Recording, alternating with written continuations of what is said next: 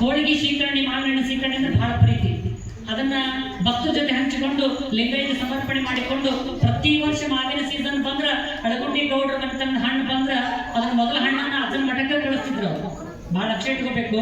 ಅವ್ರು ಇವತ್ತು ಸಮಾಜಮುಖವಾಗಿ ಕೊಡುವಂತ ಕಾರ್ಯ ಮಾಡಕತ್ತಾರ ಅಂತ ಹೇಳಕತ್ತೀನಿ. ಎಷ್ಟು ವರ್ಷ ಕೊಟ್ರಪ್ಪ ಅಂತಂದ್ರೆ ಸುಮಾರು 16 ವರ್ಷ ಹಿಂಗ ಮಠಕ್ಕೆ ಕಳಿಸೋದು. ಮೊದಲೇ ಬೇಸಲಿಗೆ ಹಣ್ಣು ಬಂತಿಲ್ಲ, ಅದು ಅದನ್ನ ಮಠಕ್ಕೆ ಕಳಿಸೋದು. ಅದನ್ನ ಅಜ್ಜವ್ರು ಕಾಯ್ಕೊಂಡು ಕುಂಡ್ರದು, ಅದನ್ನ ಸ್ವೀಕಾರ ಮಾಡೋದು. ಒಂದು ವರ್ಷ ಏನಾಯ್ತು ಅಂದ್ರೆ ಆ ಹಣ್ಣಿನ ಗಿಡಕ್ಕೆ ಸಿಡಿ ಬಡೋದು, ಅದು ಒಣಗಿ ಬಿಡುತ್ತೆ. ಹಾಗೆ ಅಜ್ಜವ್ರು ಕಾಯಕತ್ತಿದ್ರ ಹಣ್ಣಿಗಾಗಿ.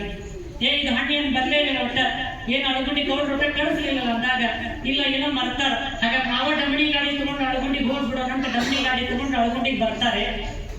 ಆ ಅಳಗುಂಡಿ ಒಳಗ ಆ ಗೌಡಶನಿಯವ್ರ ಮಠ ಮನೆ ಮುಂದೆ ಹಸ ಮಾಡಿಕೊಂಡು ಕೂತ್ಕೊಂಡಾಗ ಹಾಕಿ ಬಂದದ ಜೋರು ಡಮಣಿ ಗಾಡಿ ಹೋಗ್ಲೇನ ಅಯ್ಯೋ ನಮ್ಮಪ್ಪ ಬಂದ ಅಂತ ಓಡಿ ಬಂದು ನಮಸ್ಕಾರ ಮಾಡಿದಾಗ, ಯಾಕವಾ ಗೌಡಶನಿ ಏನು ಮರ್ಸ್ಬಿಟ್ಟು ಏನನ್ನ ಏನು ಪ್ರತಿ ವರ್ಷ ನಮ್ಮ ಮಠಕ್ಕೆ ಹಣ್ಣು ಕಳಿಸ್ತಿದ್ರಿ, ಈ ವರ್ಷ ಯಾಕೆ ಕಳಿಸಿಲ್ಲ?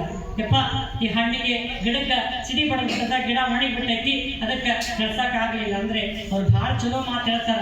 ಅದು ಜಂಗಮರ ಒಡಲನ್ನು ತುಂಬಿರ್ತಕ್ಕಂಥ ಗಿಡ, ಅದು ಎಲ್ಲದೂ ಬರ್ತದಲ್ಲವಾ, ಬಾ ಅಂತ ಕರ್ಕೊಂಡು ಹೋಗಿ ಸ್ವತಃ ತಾವೇ ಹಣ್ಣಿನ ಗಿಡದ ಕುತ್ಕೊಂಡು ಪಾದೋದಕವನ್ನು ಕೊಟ್ಟು ಈ ಪಾದೋದಕವನ್ನು ಸಿಂಪಡಿಸು, ಈ ಹಣ್ಣಿನ ಗಿಡ ಸಿಗತ್ತ ಮುಂದೆ ಫಲ ಕೊಡ್ತದಂದ್ರೆ ಆ ಪಾದೋದಕವನ್ನ ಆ ತಾಯಿಯವರು ಸಿಂಪಡಿಸಿದ್ರ ಮತ್ತೆ ಮರುವರ್ಷ ಸಿಗುತ್ತದ ಹಣ್ಣನ್ನು ಕೊಡ್ತಕ್ಕಂಥ ಒಂದು ಪವಿತ್ರವಾಗಿರ್ತಕ್ಕಂಥ ಭಕ್ತರು ಯಾರಂದ್ರ ಅದು ಅಳಗುಂಡಿಯ ಪಾಟೀಲರ ಮನೆತನ ಹೇಳಿದ್ದು. ಸಮಾಜಕ್ಕೆ ನಾವೇನಾದ್ರೂ ಕೊಟ್ಟಿವಪ್ಪ ಅಂದ್ರೆ ನಮಗೆ ಕಷ್ಟ ಬಂದಾಗ ಸಮಾಜವೇ ಬಂದು ನಮ್ಮನ್ನು ಸಲುತ್ತದೆ. ಮಹಾತ್ಮರಿಗೆ ನಾವೇನಾದ್ರೂ ಕೊಟ್ಟಿವಂದ್ರೆ ಆ ಮಹಾತ್ಮರು ಬಂದು ನಮ್ಮನ್ನು ಸಲುತ್ತಾರೆ. ಇಲ್ಲಿ ಈ ಮಕ್ಕಳಿಗೆ ಕೊಡುವಂಥದ್ದು, ಈ ಮಕ್ಕಳಿಗೆ ನೀವು ನೀಡುವಂಥ ದಾನ ಅದು ಸತ್ಪಾತ್ರಕ್ಕೆ ಸಲ್ಲುತ್ತದೆ. ಈ ಮಕ್ಕಳಿಗೆ ನೀಡುವಂಥ ಒಂದು ಪವಿತ್ರವಾಗಿರ್ತಕ್ಕಂಥ ಕಾರ್ಯ ಅದು ನಿಮ್ಮನ್ನ ಇನ್ನೇಕವಾಗಿರ್ತಕ್ಕಂಥ ಎತ್ತರದ ಸ್ಥಾನವನ್ನು ಅಲಂಕರಿಸ್ತದೆ. ಯಾಕಂದ್ರೆ ಇಲ್ಲಿ ಕೂತ್ಕೊಂಡವ್ರು ನಾಳೆ ಏನಾಗ್ತಾರೋ ಗೊತ್ತಿಲ್ಲ. ಇಲ್ಲಿ ಕೂತ್ಕೊಂಡವರು ನಮ್ಮ ರಾಜ್ಯದ ಮುಖ್ಯಮಂತ್ರಿಗಳಾಗ್ಬೋದು, ದೇಶದ ಪ್ರಧಾನಮಂತ್ರಿಗಳಾಗ್ಬೋದು, ನಾಡನ್ನು ಕಟ್ಟುವಂತ ಒಂದು ಸದ್ಭುತವಾಗಿರ್ತಕ್ಕಂಥ ಪ್ರಜೆಗಳಾಗ್ಬೋದು. ಅವರ ಬದುಕಿಗೆ ದಾರಿದೀಪವಾಗಿರ್ತಕ್ಕಂಥ ನಾವು ಕೊಟ್ಟಂತ ಒಂದು ಕಾಣಿಕೆ ಅವರ ಬದುಕಿಗೆ ಅತ್ಯಂತ ಅವಶ್ಯವಾಗಿ ಆತಂದ್ರೆ ಅದು ಜೀವಮಾನದಲ್ಲಿ ಅವರು ನಿಮ್ಮನ್ನು ಸ್ಮರಣೆ ಮಾಡ್ತಾರೆ. ಅಂತ ಸ್ಮರಣೀಯ ಕಾರ್ಯಕ್ರಮವನ್ನ ನಮ್ಮ ಉಮೇಶ್ ಚಂದ್ರ ಪಾಟೀಲರು ತಮ್ಮ ಹುಟ್ಟುಹಬ್ಬದ ಪ್ರಯುಕ್ತವಾಗಿ ಮಾಡ್ತಾ ಇದ್ದಾರೆ.